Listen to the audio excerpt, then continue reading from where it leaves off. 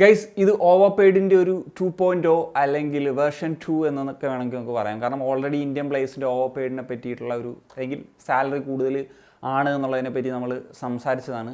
അപ്പം അതുമായി ബന്ധപ്പെട്ട് കുറച്ചും കൂടി കാര്യങ്ങൾ സംസാരിക്കേണ്ടതുണ്ട്. ചില OCA താരങ്ങൾക്കൊക്കെ എത്ര സാലറി കിട്ടുന്നുണ്ട്, അവരുടെ ഒരു ക്വാളിറ്റി, ഇങ്ങനെയുള്ള കാര്യങ്ങൾ സംസാരിക്കാം.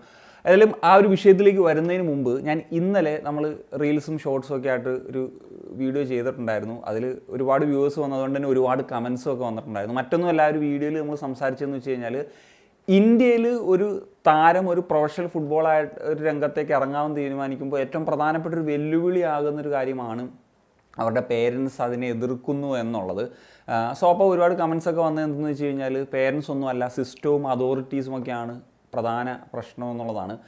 ഒരിക്കലും ഒരു താരം മുന്നോട്ട് ഇറങ്ങുന്നൊരു സമയത്ത്, പ്രത്യേകിച്ച് നിലവിലത്തെ ഒരു സാഹചര്യത്തിലാണ് കേട്ടോ, അത് അതോറിറ്റീസോ ഗവൺമെൻറ്റോ അങ്ങനെ ഒരു പ്രശ്നമാകില്ല. കാരണം എന്ന് വെച്ച് കഴിഞ്ഞാൽ പണ്ടത്തെ പോലെ ഒരു ഡിസ്ട്രിക്ട് ടീമിലേക്കുള്ള സെലക്ഷൻ അല്ലെങ്കിൽ ഒരു സ്റ്റേറ്റ് ടീമിലേക്കുള്ള സെലക്ഷൻ അല്ലെങ്കിൽ നാഷണൽ ലെവലിലേക്കുള്ള സെലക്ഷൻ അങ്ങനെ ഒരു പ്രോസസ്സ് അല്ല ഇപ്പോൾ നടക്കുന്നത്. അതായത് നമ്മുടെ നാട്ടിൽ ഇഷ്ടം പോലെ അക്കാഡമീസ് ഉണ്ട്. അപ്പം ഈ ഒരു അക്കാഡമീസിൽ സെലക്ഷൻ ട്രയൽസിന് അറ്റൻഡ് ചെയ്യുക, നന്നായിട്ട് പെർഫോം ചെയ്ത് കഴിഞ്ഞാൽ അവർക്ക് നല്ല പ്ലേയേഴ്സിന് ഉറപ്പായിട്ടും ആവശ്യമാണ്, അവർ ഉറപ്പായിട്ടും എടുക്കും. അതുപോലെ തന്നെ അവരൊരു കരിയറിൻ്റെ ഒരു തുടക്ക സമയത്ത് നോക്കുകയാണെങ്കിൽ 10,000 ക്ലബ്സ് ഉണ്ട്, അത് അവർക്ക് ചൂസ് ചെയ്യാനൊരു ഓപ്പർച്യൂണിറ്റിയാണ്. അതുപോലെ തന്നെ അവിടെ ബെറ്ററായിട്ട് പെർഫോം ചെയ്ത് കഴിഞ്ഞാൽ നന്നായിട്ട് പേ ചെയ്യുന്ന നമ്മളുടെ ഇന്ത്യൻ സൂപ്പർ ലീഗ് ക്ലബ്സും അതല്ലെങ്കിൽ ഇപ്പം ഐ ലീഗിലെ ക്ലബ്സും ഒക്കെ ഉണ്ട്. അപ്പം അങ്ങനെ ഇപ്പം നന്നായിട്ട് പെർഫോം ചെയ്യുന്നു, കാലിൽ കളി ഉണ്ടെന്നുണ്ടെങ്കിൽ ഉറപ്പായിട്ടും കൊത്തിക്കൊണ്ട് പോകാൻ ഇന്ത്യയിൽ തന്നെ ഒരുപാട് ആളുകളുണ്ട്. ഇന്ത്യയിൽ ഉറപ്പായിട്ടും ഒരു ഹൈ പെയ്ഡ് ആയിട്ടുള്ളൊരു ജോബ് തന്നെയാണ് ഇപ്പോൾ ഫുട്ബോൾ എന്ന് പറയുന്നത്.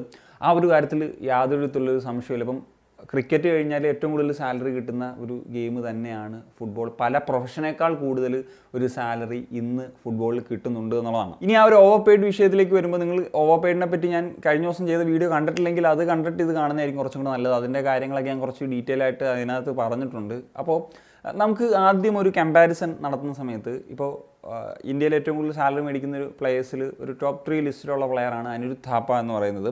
അദ്ദേഹം 3 കോടി പെർ ഇയർ ആണ് വാങ്ങുന്നത്. അപ്പം മറ്റൊരു താരത്തിൻ്റെ ഒരു കാര്യം പരിശോധിക്കുന്ന സമയത്ത് വിയറ്റ്നാമിൻ്റെ പ്ലെയറായിട്ടുള്ള ന്യൂയൻ ഹ്വാങ് ഹെ എന്ന് പറഞ്ഞിട്ടുള്ളൊരു പ്ലെയറാണ്. അദ്ദേഹം ഫ്രഞ്ച് ലീഗ് 1 കഴിഞ്ഞ സീസണിൽ കളിക്കാൻ പോയിരുന്നു. അപ്പോൾ അദ്ദേഹം അതോടുകൂടി വിയറ്റ്നാമിൽ തന്നെ ഒരു ഹയസ്റ്റ് പെയ്ഡ് ആയിട്ടുള്ളൊരു പ്ലെയറായി മാറുകയും ചെയ്തു. അദ്ദേഹത്തിൻ്റെ സാലറി എന്ന് പറഞ്ഞു കഴിഞ്ഞാൽ 42 ലക്ഷം രൂപയാണ് എന്നുള്ളതാണ്. അദ്ദേഹം 2019 AFC ഏഷ്യൻ കപ്പിൻ്റെ ടീം ഓഫ് ദി ടൂർണമെൻറ്റിൽ ഇടം പിടിച്ചിരുന്നു. അതിൽ AFC കപ്പിൻ്റെ ഓൾ ടൈം 11 ഇടം പിടിക്കുന്ന ഒരു മികച്ച പ്ലെയർ തന്നെയാണ് എന്നുള്ളതാണ്. നമുക്കറിയാം ഇന്ത്യയും വിയറ്റ്നാമും തമ്മിലൊരു ഡിഫറൻസ് എത്രത്തോളമാണ് എന്നുള്ളത്. വിയറ്റ്നാം സമീപകാലത്ത് ഇന്ത്യക്കെതിരെ കളിച്ചൊരു സമയത്ത് വിയറ്റ്നാം ഏത് തരത്തിൽ ഡോമിനേറ്റ് ചെയ്ത് കളിച്ചു എന്നുള്ളതാണ്. കാരണം അത്രയും ആ ലെവലിൽ കളിക്കുന്ന നിലവിലത്തെ ഒരു ടീമാണ്. ഇപ്പോൾ സമീപകാലത്ത് അവർ റിസൾട്ടുകൾ മോശമായിട്ടുണ്ടെങ്കിൽ കൂടി അവർ ബെറ്റർ ആയിട്ടുള്ള ടെക്നിക്കലിലേക്ക് നോക്കി കഴിഞ്ഞാൽ ഫാർ അഹെഡ് എന്ന് പറയാൻ പറ്റുന്ന പ്ലേയേഴ്സ് തന്നെയാണുള്ളത്. പക്ഷേ അവർക്കൊക്കെ കിട്ടുന്നൊരു സാലറി എന്ന് പറഞ്ഞു കഴിഞ്ഞാൽ എനിക്ക് തോന്നുന്നു അവർ ഒരു അണ്ടർ പെയ്ഡ് ആണെന്ന് പറയാം. ആ ഒരു സാഹചര്യത്തിലാണ് അവരുള്ളത്. സോ ഇതിൻ്റെ ഒരു ഗുണം എന്തെന്ന് ചോദിച്ചു കഴിഞ്ഞാൽ ഞാൻ കഴിഞ്ഞ വീഡിയോയിലും പറഞ്ഞിട്ടുള്ളൊരു കാര്യമാണ്, മറ്റൊന്നുമല്ല, ഇന്ത്യയിലെ ഇപ്പം പേരൻസിനൊക്കെ ഒരു ഡിസിഷൻ എടുക്കാം, ഇത് ഇത്രയും ഒരു സാലറി കിട്ടുന്നൊരു ജോബാണെന്ന നിലയിൽ നമ്മുടെ കുട്ടികൾക്കൊക്കെ ഒരു മോട്ടിവേഷൻ തന്നെയായിരിക്കും. പിന്നെ ഇതിൻ്റെ ഒരു അതർ സൈഡ് അല്ലെങ്കിൽ ഒരു ബാഡ് എഫക്റ്റ് എന്തെന്ന് വെച്ച് കഴിഞ്ഞാൽ ഉറപ്പായിട്ടും ഈ പ്ലേയേഴ്സ് ഇപ്പം ഇവിടെ അവർ നിന്ന് ഈ പറഞ്ഞ പോലെ ISL കളിച്ച് അങ്ങ് നിന്ന് പോകും, പുറത്തേക്കൊന്നും പോകാൻ ട്രൈ ചെയ്തില്ല. ഇപ്പം ഈ പറഞ്ഞ വിയറ്റ്നാം താരത്തിൻ്റെ കാര്യം തന്നെ പറഞ്ഞപ്പോഴത്തേക്കും അദ്ദേഹം ഫ്രഞ്ച് ലീഗ് 2 പോയി കളിച്ചു. അതേപോലത്തെ സാലറി ഇപ്പം ഒരു ഡിഫറൻസ് ഉണ്ട്. ഇപ്പോൾ ഒരു സെക്കൻഡ് ഡിവിഷനിലോ അല്ലെങ്കിൽ യൂറോപ്പിലെ ടോപ്പ് അല്ലാത്ത ലീഗ്സിലോ കളിക്കുമ്പോഴത്തേക്കും നമ്മുടെ ഈ ISL കളിക്കുന്ന ഇത്രയും സാലറി പോലും അവിടെ കിട്ടില്ല എന്നുള്ളൊരു സാഹചര്യമുണ്ട്. അപ്പം നമ്മുടെ ഇന്ത്യൻ ഫുട്ബോളിൻ്റെ ഒരു ക്വാളിറ്റി അല്ലെങ്കിൽ നാഷണൽ ടീമിൻ്റെ പെർഫോമൻസ് ആണ് എപ്പോഴും ഐഡൻറ്റിഫൈ ചെയ്യുന്നത് നമ്മുടെ ഒരു ഫുട്ബോളിൻ്റെ ഒരു ഡെവലപ്മെൻറ്റ് എങ്ങനെയെന്നുള്ളതൊക്കെ വെച്ചിട്ട്. അപ്പം അവിടെ എപ്പോഴും ഒരു പരിധിക്ക് അപ്പുറത്തേക്ക് നമുക്ക് ഉയരാൻ സാധിക്കുന്നില്ല എന്നുള്ളതാണ്. ഇപ്പോൾ കഴിഞ്ഞ ദിവസം സുനിൽ ഛേത്രി ഒരു ഇൻ്റർവ്യൂവിൽ പറഞ്ഞിട്ടുള്ളൊരു കാര്യമാണ്, മാൻ സിറ്റി ഒരു 3 വർഷം ഇവിടെ വന്ന് കളിച്ചു കഴിഞ്ഞാൽ ISL കളിച്ചാൽ ഒരു 3 വർഷം ചാമ്പ്യൻസ് ആകും, പക്ഷേ ഉറപ്പാണ് തിരിച്ചവർ 3 വർഷത്തിന് ശേഷം പ്രീമിയർ ലീഗിൽ പോയാൽ അവിടെ ജയിക്കില്ല. ഇത് അദ്ദേഹത്തിന് തന്നെ അറിയാം, ഇന്ത്യയിൽ കളിക്കുന്ന ഒരു പ്ലെയറിന് തന്നെ അറിയാം. അതായത് ഒരു ലോ ഇൻറ്റൻസിറ്റിയിൽ കളിച്ചു കഴിഞ്ഞാൽ അവർ അതിലേക്ക് ഇപ്പോൾ ഒരു ക്വാളിറ്റി, ഒരു ഹൈ ക്വാളിറ്റി പ്ലെയർ ആണെങ്കിലും ഒരു ലോ ഇൻറ്റൻസിറ്റി കളിച്ച് ആ ഒരു ക്വാളിറ്റി ഡിപ്പാകാനുള്ളൊരു സാധ്യത വളരെ കൂടുതലാണ്. അതാണ് ഈ പറയുന്ന പോലത്തെ ഒരു പ്രശ്നം എന്ന് പറയുന്നത്. ഇപ്പം ഞാൻ OCA പ്ലേയേഴ്സിൻ്റെ കുറച്ച് കാര്യം കൂടി പറയാമെന്ന് പറഞ്ഞല്ലോ. ഇപ്പം ഒരു ടോപ്പായിട്ടുള്ള OCI പ്ലേയേഴ്സിൻ്റെ ഒരു ലിസ്റ്റ് എടുത്തു കഴിഞ്ഞാൽ ഇന്ത്യൻ പ്ലേയേഴ്സിനേക്കാൾ ഒരുപാട് ക്വാളിറ്റി ഉള്ള പ്ലേയേഴ്സാണ്. അതിൽ ഏറ്റവും പ്രധാനപ്പെട്ട ഒരു താരം എന്ന് വെച്ച് കഴിഞ്ഞാൽ ഡാനി ബാത്താണ്. അദ്ദേഹം കളിക്കുന്നത് ചാമ്പ്യൻഷിപ്പിലാണ്, നോവിച്ചിലാണ് അദ്ദേഹം കളിച്ചത്. അദ്ദേഹത്തിൻ്റെ ഒരു സാലറി 7 കോടി രൂപയാണ്. അതായത് ഇന്ത്യയിലെ ഒരു ഹയസ്റ്റ് പെയ്ഡ് താരത്തിന് കിട്ടുന്നതിൻ്റെ ഒരു ഇരട്ടി സാലറിയാണ് എന്നുള്ളത്. അതിലേക്ക് അദ്ദേഹം ഇപ്പോൾ വൂൾസിലൊക്കെ അടക്കം കളിച്ചിട്ടുള്ളൊരു പ്ലെയറാണ്. അപ്പം അദ്ദേഹത്തിനാണ് OCI പ്ലേയേഴ്സ് ഞാൻ നോക്കിയിട്ട് ഏറ്റവും സാലറി കിട്ടുന്നത്. ബാക്കി എല്ലാ താരങ്ങളുടെ കാര്യം എടുത്തു കഴിഞ്ഞാലും ഹയസ്റ്റ് ഇന്ത്യൻ പ്ലേയേഴ്സിനേക്കാൾ ഒരു സാലറി കുറവാണ് എന്നുള്ളതാണ്. അതിലിപ്പം യാന്തന്ത വളരെ ഫെമിലിയർ ആയിട്ടുള്ള താരമാണ്, സ്കോട്ട്ലൻഡിലാണ് കളിക്കുന്നത്. അദ്ദേഹത്തിൻ്റെ സാലറി 2 കോടിയിലൊക്കെ താഴെയാണ് എന്നുള്ളതാണ്. എന്നാൽ അദ്ദേഹം ഒരു ഹൈ ക്വാളിറ്റി പ്ലെയറാണ്. അതുപോലെ മൻപ്രീത് സക്കറിയ എന്ന് പറഞ്ഞിട്ടുള്ള പ്ലെയർ, അദ്ദേഹം ഓസ്ട്രിയൻ ബുണ്ടസ് ലീഗയിലാണ് കളിക്കുന്നത്. അദ്ദേഹത്തിൻ്റെ ഏതാണ്ട് സാലറി 2.25 കോടി രൂപയാണ് പെർ ഇയർ.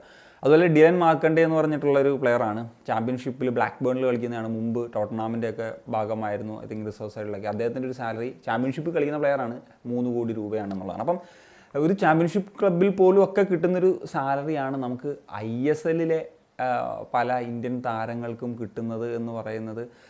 ഇത് ഞാൻ പറഞ്ഞല്ലോ, ഇതിപ്പം അതിൻ്റെ ഒരു നല്ല സൈഡ്, ഒരു പ്രൊഫഷൻ എന്ന നിലയിൽ ഒരുപാട് തിരഞ്ഞെടുക്കാനുള്ളൊരു സൈഡ് ഉണ്ടെങ്കിലും ഒരു പ്ലെയർ ഡെവലപ്മെൻറ്റിൻ്റെ ഒരു സൈഡിലേക്ക് വരുമ്പോഴത്തേക്കും നമ്മുടെ ഒരു ഇന്ത്യൻ ഫുട്ബോളിൻ്റെ ഒരു ഡെവലപ്മെൻറ്റൽ പെർസ്പെക്റ്റീവിലോട്ട് ചിന്തിക്കുമ്പോഴത്തേക്കും അത് അത്ര നല്ലതല്ല. ഇപ്പം നിങ്ങൾക്ക് ചിന്തിക്കാം, ഇപ്പം ഒരു ക്ലബ്സൊക്കെ ഓവർ പെയ്ഡ് ആയാൽ എന്താണ് പ്രശ്നം? ഇപ്പം 1-2 ക്ലബ്സാണ് പ്രധാനമായിട്ട് നമ്മുടെ ഇന്ത്യയിൽ ഈ പറയുന്ന പോലെ ഒരു സാലറി വലിയ തോതിലുള്ള ഒരു വർധനവൊക്കെ വരുത്തുന്നത്. പക്ഷേ ഇതിൻ്റെ ഒരു പ്രശ്നം എന്ന് വെച്ച് കഴിഞ്ഞാൽ ഇപ്പോൾ ഈ 1-2 ക്ലബ്സ് അങ്ങനെ കൂട്ടുന്ന സമയത്ത് മറ്റ് ക്ലബ്സും അവർക്കും ട്രോഫീസും അല്ലെങ്കിൽ അവർക്കും ടൈറ്റിൽസ് സക്സസ് എന്ന് പറയുന്ന ലെവലിലേക്ക് വരണമല്ലോ. അപ്പോൾ അവർ അതിനുവേണ്ടി കോമ്പീറ്റ് ചെയ്യുന്ന ഒരു സാഹചര്യത്തിലേക്ക് വരും. അവരും ഈ പറയുന്ന പോലെ സാധാരണ ഉള്ളതിനേക്കാൾ കൂടുതൽ സാലറിയൊക്കെ കൊടുക്കാൻ നിർബന്ധിതമാകുന്ന സാഹചര്യം വരും, അല്ലെങ്കിൽ അതിലൊരു പ്രഷർ സിറ്റുവേഷൻ വരും എന്നുള്ളതാണ്.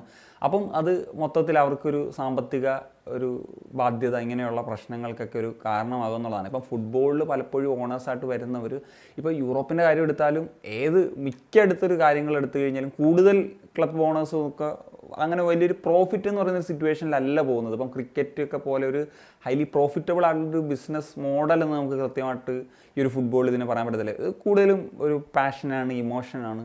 അതിനെയാണ് നമുക്ക് കൂടുതലായിട്ടും അതാണ് നടക്കുന്നത്. അപ്പം ആ ഒരു സാഹചര്യത്തിൽ ഇങ്ങനത്തെ ഒരു സാഹചര്യം കൂടി ഉണ്ടായാൽ, പ്രത്യേകിച്ച് ഇപ്പം ഫുട്ബോളിൽ ഇൻവെസ്റ്റ്മെൻറ്റ് വരണം എന്നുള്ള സാഹചര്യം പലയിടത്തും പറയുമെങ്കിലും ഒരു അണ്ടർ ഡെവലപ്ഡ് ആയിട്ടുള്ള ഇന്ത്യ പോലത്തെ ഒരു കൺട്രീസിൽ ഇങ്ങനത്തെ ഒരു ഹ്യൂജ് ഇൻവെസ്റ്റ്മെൻറ്റ്സ് വന്നു കഴിഞ്ഞാൽ ഉണ്ടാകുന്നത് വലിയ പ്രശ്നങ്ങളൊക്കെ ആയിരിക്കും. നമുക്കൊരു ക്ലബ്ബുകൾ നിലനിന്ന് പോകുക എന്നുള്ളതാണല്ലോ ഏറ്റവും പ്രധാനപ്പെട്ട കാര്യം. ഇപ്പം അതിൽ ഏറ്റവും പ്രധാനപ്പെട്ട കാര്യമാണ് ഇപ്പോൾ ഒരു ഓവർ ഫ്ലോ തന്നെ ഉണ്ടായിട്ടുണ്ട്. ചൈനീസ് സൂപ്പർ ലീഗിൽ ഒരു സമയത്ത് വലിയ പ്ലേയേഴ്സ് പോകുന്നൊരു സാഹചര്യം, അവിടുത്തെ പ്ലേയേഴ്സിന് ഒരുപാട് സാലറി കിട്ടുന്നൊരു സാഹചര്യമൊക്കെ നമ്മൾ കണ്ടിട്ടുണ്ട്. പക്ഷേ അതിന് അടുത്ത വർഷങ്ങളിൽ തന്നെ ഈ ക്ലബ്ബുകൾ പൂട്ടി പോകുന്നൊരു സാഹചര്യം വന്നു. അതിൻ്റെ ഒരു കാരണം എന്ന് വെച്ച് കഴിഞ്ഞാൽ ഈ പല ക്ലബ്ബ് ഓണേഴ്സും വായ്പയൊക്കെ എടുത്തിട്ടാണ് അല്ലെങ്കിൽ ലോൺ എടുത്തിട്ടാണ് ഈ ക്ലബ്ബുകൾ റൺ ചെയ്തുകൊണ്ടിരുന്നത്. പിന്നീട് അത് അടയ്ക്കാൻ പോലും പറ്റാത്ത, അതിന് റിട്ടേൺ വരാത്തൊരു സാഹചര്യം ഉണ്ടായപ്പോഴത്തേക്കും ഒന്നും ചെയ്യാനില്ല. അപ്പം ഈ പറഞ്ഞ ഒരു വലിയ ഇൻവെസ്റ്റ്മെൻറ്റ് നടക്കേണ്ടത് ഉറപ്പായിട്ടും ഇപ്പോൾ ഈ ഒരു മെയിൻ സീനിയർ സൈഡിൽ ഇൻവെസ്റ്റ് ചെയ്യുന്നതിൻ്റെ ഒരു ഇൻവെസ്റ്റ്മെൻറ്റ് അതിൻ്റെ ഒരു പകുതിയോ ഒരു യൂത്തിലോ ഗ്രാസ് റൂട്ടിൽ ഇൻവെസ്റ്റ് ചെയ്ത് കഴിഞ്ഞാൽ ഒരു 10 വർഷത്തിന് ശേഷം ഉണ്ടാകുന്നൊരു എഫക്റ്റ് എന്ന് വെച്ച് കഴിഞ്ഞാൽ വളരെ ഹ്യൂജ് ആയിരിക്കും എന്നുള്ളതാണ്. സോ നമുക്കൊരു അണ്ടർ ഡെവലപ്ഡ് ആയിട്ടുള്ളൊരു കൺട്രീസിൽ തീർച്ചയായിട്ടും അതാണ് ചെയ്യേണ്ടത്. ഇപ്പം ചൈനയുടെ കാര്യം ഞാൻ പറഞ്ഞപ്പം ഗാൻജു എവർഗ്രാൻഡ് എന്ന് പറഞ്ഞിട്ടുള്ളൊരു ക്ലബ്ബുണ്ട്. അവർ AFC ചാമ്പ്യൻസ് ലീഗ് വിൻ ചെയ്തിട്ടുള്ളൊരു ക്ലബ്ബാണ് ഒരു സമയത്ത്. അവരിപ്പോൾ കളിക്കുന്നത് ചൈനീസ് സെക്കൻഡ് ഡിവിഷനിലാണ്. ഇവർക്ക് ഈ പറഞ്ഞ പോലെ സാമ്പത്തികമായിട്ടുള്ള ഒരുപാട് പ്രശ്നങ്ങളൊക്കെ വന്നു. എനിക്ക് തോന്നുന്നു ആ ഒരു ഓണേഴ്സ് തന്നെ ചേഞ്ചായി, അവർക്ക് മുന്നോട്ട് കൊണ്ടുപോകാൻ പറ്റാത്തൊരു സാഹചര്യങ്ങളൊക്കെ വന്നപ്പോൾ AFFും അതുപോലെ FSDയിലും ഒക്കെ സംയുക്തമായിട്ടുള്ളൊരു തീരുമാനം എടുക്കണം. ഒന്നെങ്കിൽ ഇപ്പോൾ ഈ പറഞ്ഞ പോലെ സാലറി ക്യാപ്പൊക്കെ സ്ട്രിക്റ്റ് ആക്കുക, അല്ലെങ്കിൽ FFP പോലെയുള്ള കാര്യങ്ങളിലൊക്കെ ഇവിടെ അപ്ലൈ ചെയ്ത് നോക്കുക. അതായത് അറിയാമല്ലോ, ഇപ്പം ഇത്ര ശതമാനത്തിൽ കൂടുതൽ നഷ്ടത്തിൽ ഓരോ സീസണിൽ ഓടാൻ കഴിയില്ല, അങ്ങനത്തെയൊക്കെ റൂൾസൊക്കെ ഉണ്ടല്ലോ ഇപ്പോൾ യൂറോപ്പിലൊക്കെ നോക്കി കഴിഞ്ഞാൽ. അല്ലെങ്കിൽ ഇപ്പം ഇന്ത്യൻ പ്ലേയേഴ്സിൻ്റെ കാര്യത്തിലെങ്കിലും സാലറി ക്യാപ്പിലൊരു കൃത്യത വരുത്തുക എന്നുള്ളതാണ്. സോ ഇവിടെ പറഞ്ഞ പോലെ ലൂപ്പ് ഹോൾസ് പല ക്ലബ്സും ഒക്കെ യൂസ് ചെയ്യുന്നുണ്ട്.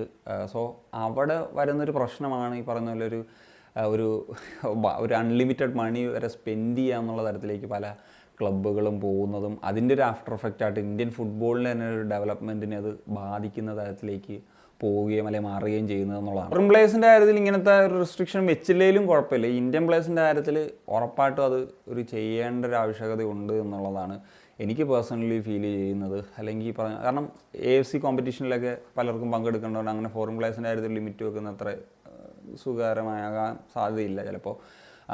അങ്ങനെയാണെങ്കിൽ നമുക്ക് ഈ പറഞ്ഞൊരു മുന്നോട്ടുള്ള ഭാവിയിൽ കൂടുതൽ ഈ പറഞ്ഞ പോലെ ഫുട്ബോൾ ക്ലബ്സിന് ഉയർന്നു വരാനും അല്ലെങ്കിൽ അറിയാലോ ഇപ്പോഴും എല്ലാ ക്ലബ്ബുകളും നഷ്ടത്തിലാണ് പോകുന്നത്. അപ്പോൾ ആ ഒരു നഷ്ടമൊക്കെ മാറി കൂടുതൽ ക്ലബ്സൊക്കെ വരണമെങ്കിൽ ഇതൊരു കുറച്ചും കൂടി ആളുകൾക്ക് ഒരു ലാഭം എന്നുള്ളതല്ല, അവർക്ക് നിലനിന്ന് പോകാൻ പറ്റുന്നെങ്കിലും ഒരു സാഹചര്യം ഉണ്ടാകുക എന്നുള്ളൊരു സാധ്യത ഇവിടെ ഉണ്ടാകണം എന്നുള്ളതാണ്. ഇപ്പം ഞാൻ എൻ്റെ ഒരു ഒപ്പീനിയൻ പറഞ്ഞു കഴിഞ്ഞപ്പോൾ ഈ അൻവർ അലിയെ പോലത്തെ ഒക്കെ താരം ആണ് എങ്കിലും ഞാനൊരു ടോപ്പ് ക്വാളിറ്റി പ്ലെയറായിട്ട് റേറ്റ് ചെയ്യുന്നത് അൻവർ അലിയാണ് ഇന്ത്യയിൽ. അപ്പം അത്രയെങ്കിലുമൊക്കെ ഒരു 3 CR ഇറങ്ങി സാറ് ബാക്കി ആരും അത്രയും ഡിസേർവ് ചെയ്യുന്നുണ്ടോ എന്ന് ചോദിച്ചു കഴിഞ്ഞാൽ ഇല്ല എന്നുള്ളത് തന്നെ. ഞാൻ എൻ്റെ എക്സാമ്പിൾസ് ഇപ്പോൾ ഓസിയുടെ കാര്യം പറഞ്ഞു, നമ്മുടെ ഇവിടെ വരുന്ന വിദേശ താരങ്ങളെക്കാൾ കൂടുതൽ സാലറി കിട്ടുന്ന ഇന്ത്യൻ താരങ്ങളുടെ കാര്യങ്ങളൊക്കെ പറഞ്ഞു. സോ അത് വെച്ച് നമുക്ക് ഇത് ചെയ്യാം. സോ ഞാൻ പറഞ്ഞല്ലോ, ഞാൻ ഉറപ്പായിട്ടും ഈ പറഞ്ഞൊരു ഇന്ത്യൻ ഫുട്ബോളിൻ്റെ ഒരു ഡെവലപ്മെൻറ്റൽ പെർസ്പെക്റ്റീവിലാണ് ഇത് പറഞ്ഞത്. അല്ലാണ്ട് ഒരു പ്ലെയറിന് അവർക്കൊരു സക്സസ്ഫുൾ ആയിട്ടുള്ളൊരു കരിയർ ഉണ്ടാകുന്നതോ അതിനെ ഒന്നും ഇത് ചെയ്തിട്ട് പറഞ്ഞതല്ല എന്നുള്ളത് കാര്യം ഓർമ്മിപ്പിക്കുന്നു. അപ്പോൾ നിങ്ങളുടെ ഒപ്പീനിയൻസ് ഉറപ്പായിട്ടും ഒന്ന് കമ്പോസ് ചെയ്തിട്ട് കാണിക്കുകയാണ്.